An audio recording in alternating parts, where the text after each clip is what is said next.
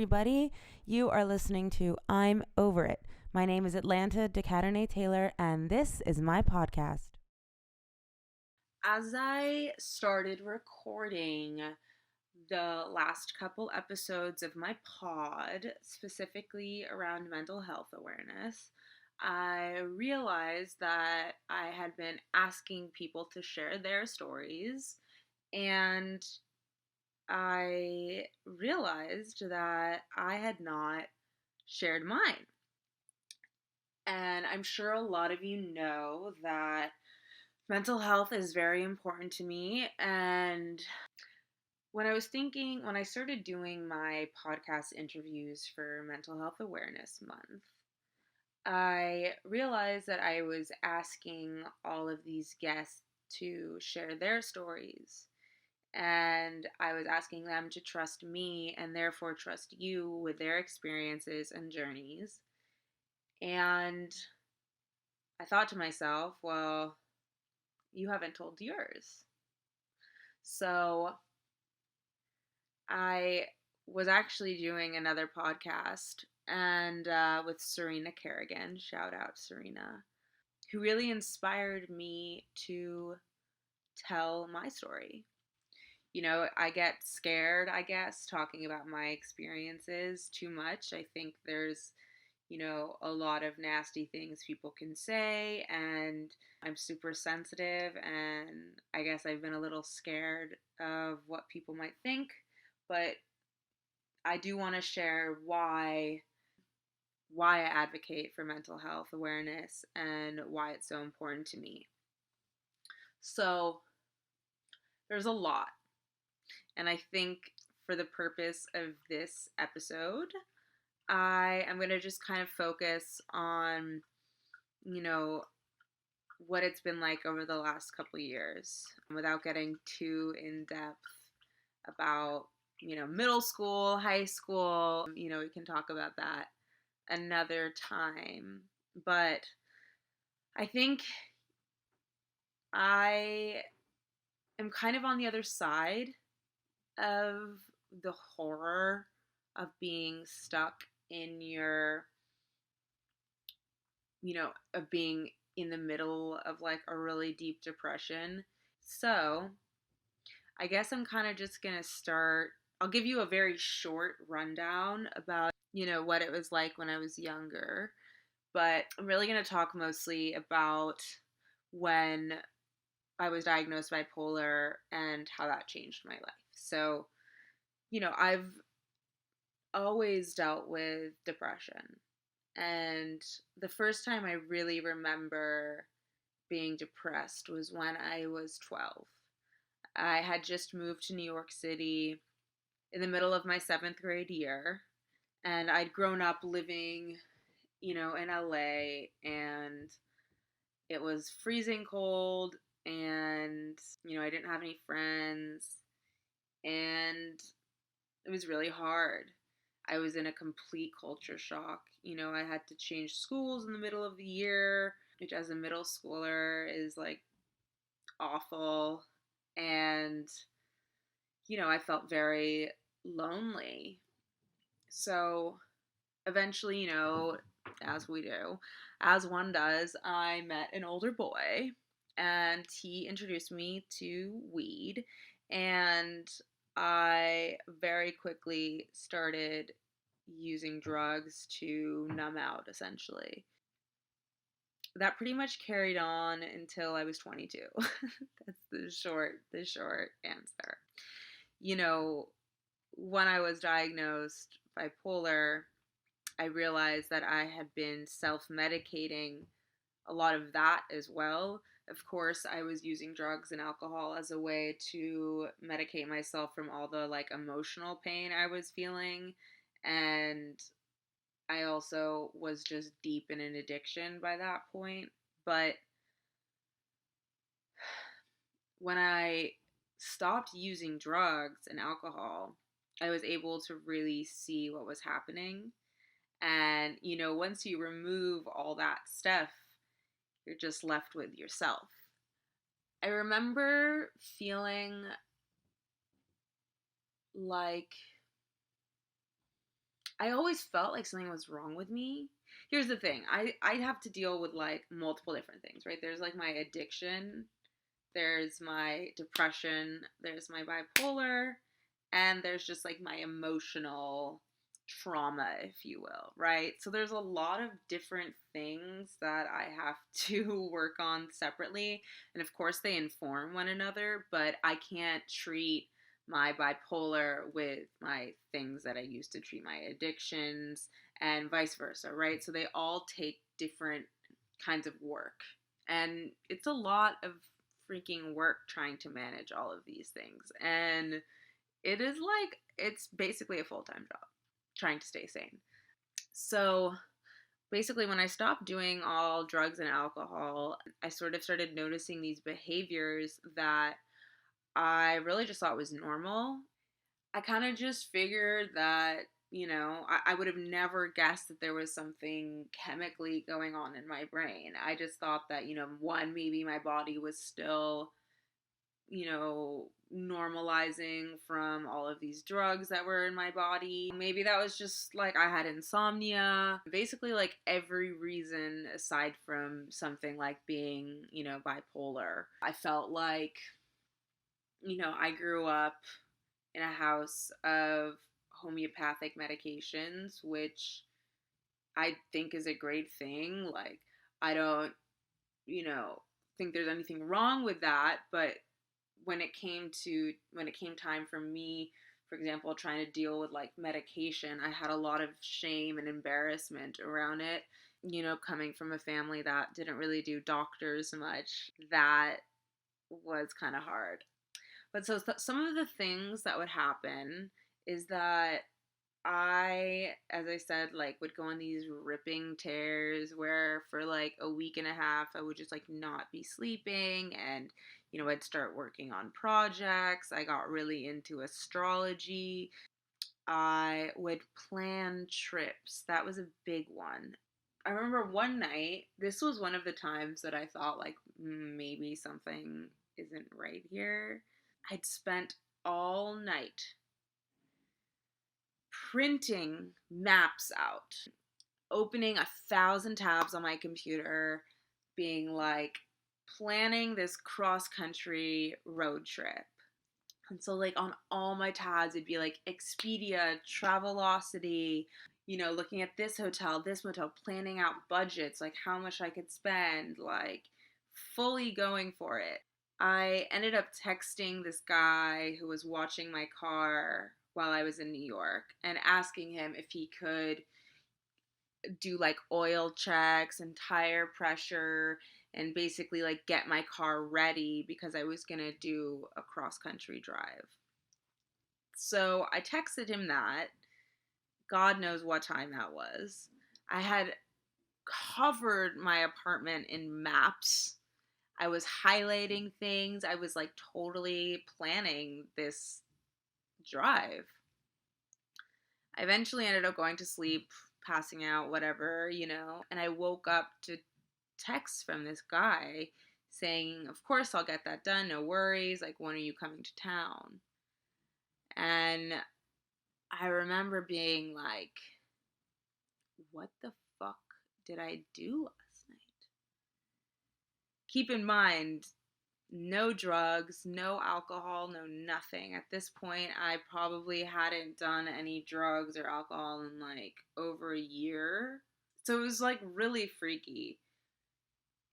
However, I kind of went on about my life, and things kind of just like continued to get weirder and weirder for me and like more extreme. You know, what used to just be like me staying up all night and like then being super depressed for, 3 weeks after that turned into signs from the universe, really feeling like I needed to connect with the universe. So I would be in New York and I would go and sit by the river, the East River, and like stare at the water and at the birds and just think that I was communicating with them. I was having a very hard time keeping friends. A big thing that I dealt with was not feeling connected to others. And I remember when I first went to see my very first psychiatrist, I told him that. And, a few weeks later, I remember after we'd started medication and everything, I said, I finally get it. I understand the point of life because I was beginning to get to like properly connect with people. So while all of this was going on in terms of the East River and the pigeons, I ended up being sexually assaulted. I was in Los Angeles for a job, and that was in October of, I guess, 2016. And I was sexually assaulted. When that happened, I was like super in denial of it. Obviously, I thought, oh, it's just a weird thing that happened. Oh, I was just, you know, on the receiving end of some like nut job, like whatever, it's fine. It was just like a fucked up experience that happened. So I ended up going back to New York thinking I was completely fine. When I was in New York, shit started getting really crazy for me. I ended up getting hit with an overwhelming sense of disgust. I can't even begin to explain the feeling that I felt when I guess my body realized what had happened. I'm not going to get too into that because that's a story for another time, but I got really overwhelmed and I began to come to terms with, I realized what happened. And that just set off some cuckoo mania. I don't know what happened. I'd already been like going down, it was kind of like a snowball effect, right? Like I'd already been going down this route. Like my mania started getting a little more extreme. Before I knew it, I was literally talking about how God and the angels had sent me to help people. I remember being at dinner with a friend talking at like 1,000 miles per hour and them asking me if I was okay. And then later, them walking me home, and I was screaming on the streets of New York. I was kicking trash cans. I was hitting fences, hysterically laughing, just being like totally out of my mind. Again, completely sober. I ended up having to go to LA because I decided that I wanted to report my rape.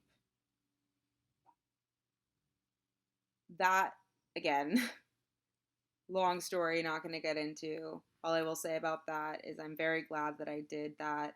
It was really fucking hard to deal with and literally lasted for 2 years. But it was worth it because I know I did the right thing. Do I wish something came of it? Definitely. But do I lose sleep over it anymore? No. I came back to LA and, I was dealing with police. I was dealing with the DA. I was dealing with my bipolar episodes just kind of ramping up. I was really depressed, obviously, having just gone through an assault. It was just a complete shit show. For lack of I don't really know how else to describe it. It was just a fucking shit show. And what basically ended up happening is that over that holiday, somewhere around Christmas, New Year's, I started having like such extreme, now I know is mania. What I felt at the time was just that I was like having a grand old time. I basically felt like I was on ecstasy. And I very clearly remember driving all the way to like Brentwood from, I think we were living in Pasadena at that point. I had to go see like a therapist or something. And I turned the radio on and every song was my song. And I use that in quotes because it was like, oh my God, this is my song. Oh my God, that's my song. Wait, how did they know to play that? Like, I was sort of freaking out. So I had to play only classical music because that was all I could listen to. Otherwise, I would get really overwhelmed by the messages that were being sent to me. So I was that person who you think about, like, when I look back on it, I think, oh my God, that's literally a description of someone who is having a manic episode. I was driving on the freeway, blasting Mozart with my windows down, just speeding like a psycho. And now, like, fuck, how dangerous is that? But, it that's what happened. And I eventually got back to Pasadena. I remember, at that point, I was really connecting with with nature. I was really feeling like, I would go and sit in like in trees, and I was lucky that in LA there's a lot of that. So I would look at the trees and feel a real connection to them. And one day I was meant to be picking my little sister up from school. I was leaving my house, and it was a really windy day. It was like fall, and yeah, it was because it was January at that point. So I guess winter, but LA never really has a winter, so it's like somewhere in between. And looking up at this tree and just started hysterically crying. I thought that it was talking to me. I thought it was the most beautiful thing I'd ever seen. I felt like I was just being blessed by it being put in my path. I took a photo, which I still have. And let me tell you that there is nothing special going on in that photo. I still look at it actually anytime that I doubt whether I whether I am bipolar or not. Sometimes now I'm so healthy and happy that it feels so far away from me. Of course, thoughts go through my head of being like, well, maybe you don't need to take that anymore, or ugh, I don't want to take pills anymore. And then I go back and I look at that photo and I think, yeah, right, that happened. So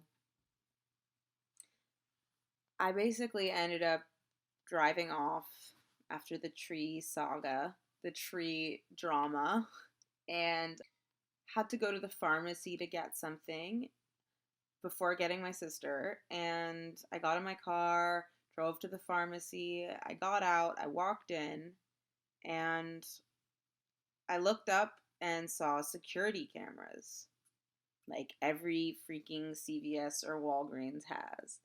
And I don't know what happened, but something shifted in me, and all of a sudden I felt like people were staring at me like I had been caught, like the classic people are watching me shit, right? And I freaked out.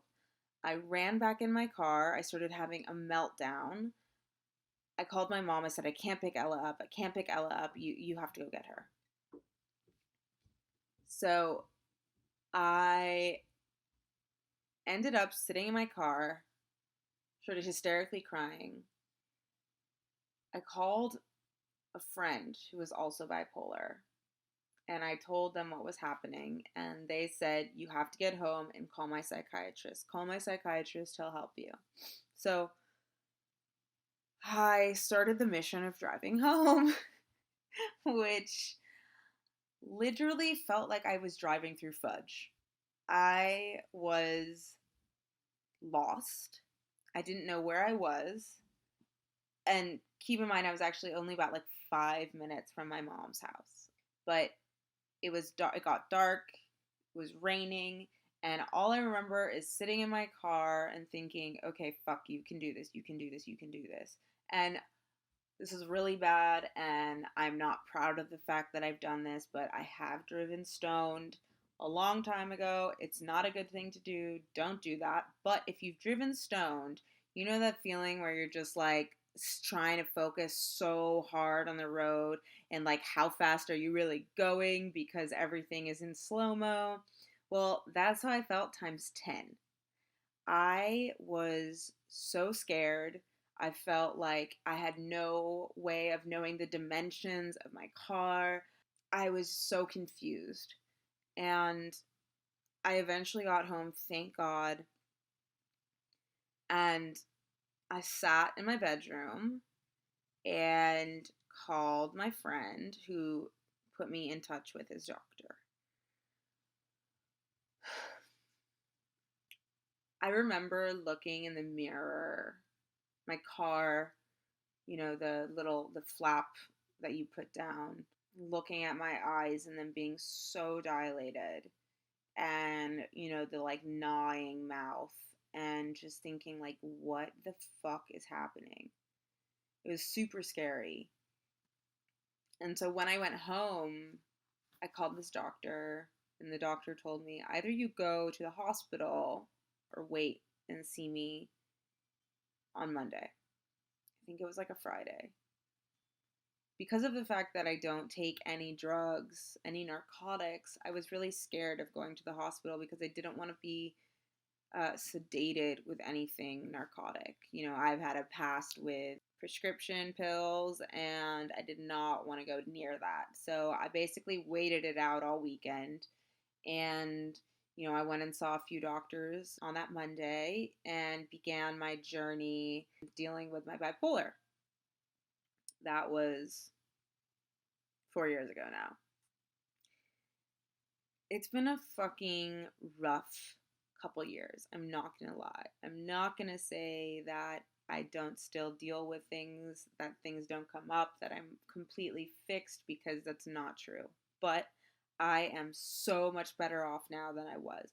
And the struggles that I have today, the downs that I experience, are nothing compared to what the downs were before I started taking my medication and working with a therapist and a psychiatrist and really dedicating myself towards getting healthy.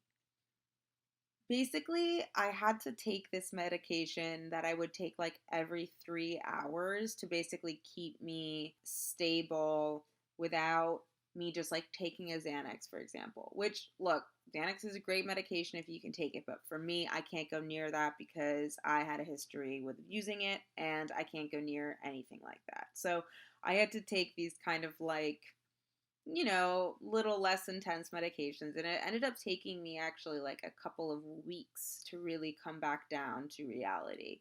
And so my doctor actually gave me these glasses that blocked blue light. So every time that I would start feeling a little cuckoo, I had to put them on so that I wouldn't get triggered by the blue light and therefore have like get kicked into some other manic episode. So, if I'd be looking at my phone too much, like all these, I had to wear these fucking goggles. And, I so I started seeing the psychiatrist regularly. The hardest thing for me, I think, was coming to terms with the fact that I actually was bipolar, because it's a word that gets thrown around a lot, like, oh, she's bipolar. Oh my God, you're so bipolar. And I also always felt like, you know, it seemed like almost like a cop out in a way. I don't know. I just felt like it wasn't a real thing or something. And that isn't to say like it's not a real thing for other people, but I guess I think like bipolar person, and I think of like being put in psych wards and, like not able to like be around anyone. And then I think of like normal, like I didn't understand how someone like me could be bipolar for some reason. I don't know why. I struggled to accept it, and I was nervous about what people would think. I was nervous about what my family would think. I was nervous about, I didn't want to tell anyone because I was scared they were going to say, you're not bipolar. And then I'd say, yeah, you're right, I'm definitely not. And then not want to do anything. I felt like I was just nervous to tell people. And that's okay, by the way. If you're in that position, that's okay too. You don't have to tell anyone anything until you feel good about it. You know, we began the process of looking at medications, and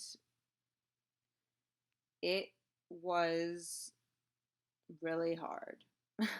I'm not gonna lie. You know, the beginning was really hard, but then I started feeling a little better. And I remember, like, how I said in the beginning of this, that I had a moment where I went into the doctor's office and I said, "Oh my God, I understand how people connect now." Because I really had always felt like I was just living on another planet. I really felt like I could just disconnect from people at any given time. I really did not feel dependent on others. I felt really just like I don't give a fuck. And that's really how I lived my life. When I started feeling a little better, with that came my body changing, my skin changing, and that was also really hard. I actually ended up putting on 40 pounds from my medication. And it was really hard for me because, on one hand, I was, feeling really normal, as again, like I was feeling a lot better. I was definitely dealing with some intense depression after I came down from the manic episode. There was, weeks on end where I could not get off the couch, that all I could do was walk around my mom's cul-de-sac. I would be wearing the same clothes. I just stared at the ceiling for hours on end. I was coming down off of that like really extreme manic high for a while. So I was really fucking depressed, honestly. And there were a few months, I want to say, a few months there where I was hardly getting off the couch or getting out of bed. I would stare at the screen and just like, wait for time to pass. I would not shower. I could not leave the house. I mean, it was really, really, really bad. But working with this psychiatrist, things started getting a little better. And with that came my weight gain. Now, there's no fucking problem. Like, there's nothing wrong with gaining weight. There's nothing wrong with being a bigger size. If that's what you feel good in, then, like, good for you. At the end of the day, we should all just be able to feel good in our bodies. And I did not feel good in my body. I had been a certain size my entire life, and all of a sudden, none of my clothes fit me. I don't recognize myself. No matter what I'm eating, how I'm exercising, it's not going away. I'm just gaining, gaining, gaining weight. I really felt so hopeless. I felt so conflicted because, on one hand, I was doing better. I was beginning to connect with people again. I was beginning to feel just like more like a person, honestly. But I was also getting really depressed at the fact that I had really bad acne, and that, I didn't have any clothes that fit me. And so every single day I'd look at myself in the mirror and be like, who is this person? And it was really, really, really hard. And there were definitely times where I did not want to take my medication anymore because I was sick of looking how I looked. Keep in mind, this whole time I'm like still dealing with stuff to do with my assault, and it was a really fucked up time. And so I remember I was speaking to this one woman, telling her actually about the assault, and she suggested I see this therapist. I went and saw this therapist, and I don't know how or why, but for some reason, just like everything came out. And she she got it. I remember feeling so relieved that she understood what I was going through. We ended up working together, and she put me in touch with a psychiatrist that she works with. And, I went and saw him, and I told him everything that had happened, and we started working on my medications. And so basically, I was working in tandem with him and with her, and they were working together. And with her, I was dealing with a lot of my trauma to do with the assault. We were working on EMDR. And with him, I was working on the medication part. So I really had an incredible team. I was back at home in LA, so I was, with my family. I was in a safe place. At that point, I'd met Dave, who was incredibly understanding about what was going on as well. And I'm so grateful for that. I mean, he really, really, really held my hand through a lot of it. And I'm so fucking lucky that I had him in my life. Basically, when I started working with this doctor, it was crazy. Like, all of a sudden, my body started normalizing again. And it was just like between the therapy, the EMDR, which I fucking love. And if you can do therapy and you can do EMDR, do that shit. Trust me, it's changed my fucking life. I can't even, like, begin to explain how grateful I am for that. A big problem I had with my putting on weight was that I could not work how I used to. Now, this was when I was modeling, it was before the time of body positivity and body neutrality. There was one plus size model whose name is Crystal Wren. I'm not sure where she's at now, but her and Lara Stone were the only two models with like boobs and bodies. You were not seeing bodies like you are today. So there was this added layer of fear for my career and what that was going to look like and how it was going to change. So, when I started feeling better and losing weight and was feeling more confident in working, and I started dating Dave, and things just sort of began to get better. And honestly, it's just kind of been getting better ever since then. Shit comes up for me, no doubt, like I struggle a lot, but it's nothing compared to like I used to. I mean, the problems that I deal with today are problems that I didn't even think I would have. I definitely still deal with depression. That's kind of my biggest, struggle. My bipolar, manic stuff, mania is all under control. However, I definitely get bouts of depression, and it's really hard. It's really hard to find the motivation to get up in the morning and to do things and go out the house and exercise and talk to people and like do all of the things. But I am having these episodes happen, maybe once every couple months as opposed to it being like for 6 months long. And that is a huge improvement. So, some of the things that I do now to stay sane, healthy, and well is that one, I have an amazing team of people around me. I still see my psychiatrist. Sadly, I had to get a new therapist, which is still devastating to me. I, have dear friends that know what's going on with me, that knew me through all of it before and after. Family members who know. I have Dave, who's an amazing support. He helps me, he's so accepting of what's happening. And sometimes, I'm just at home and I'm just telling him like I can't leave the house today. I've just sort of accepted it as part of my life. A lot of times I think of my mood as weather.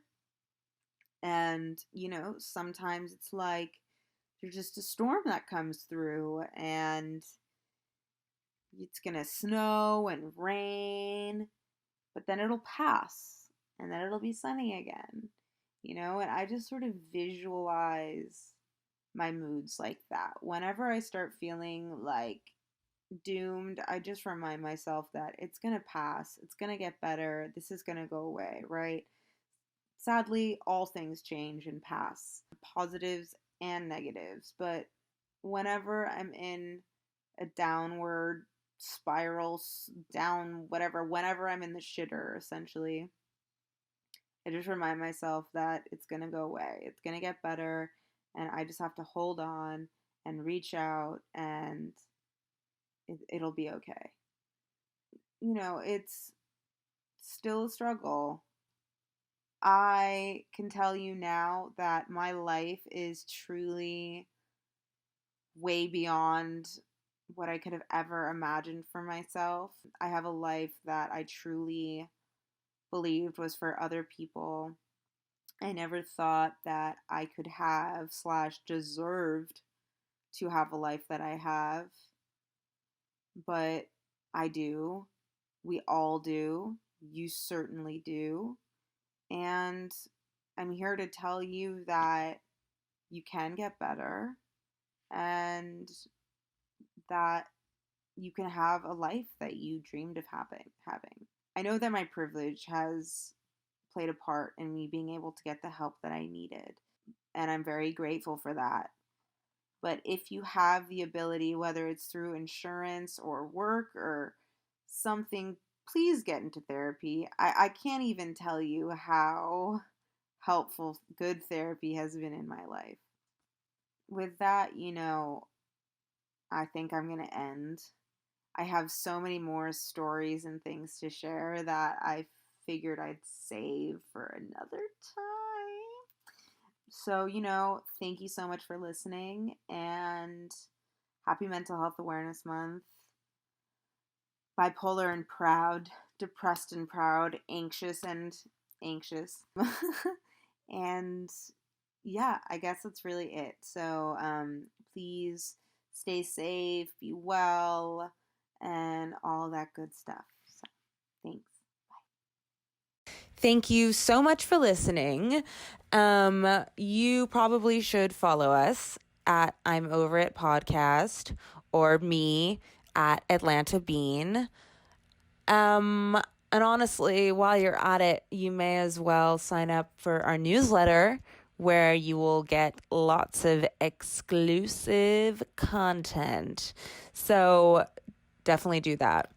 Also, send me DMs. I would love to connect with you over this period, because we all need as much support as we can get. So here we go, season 3.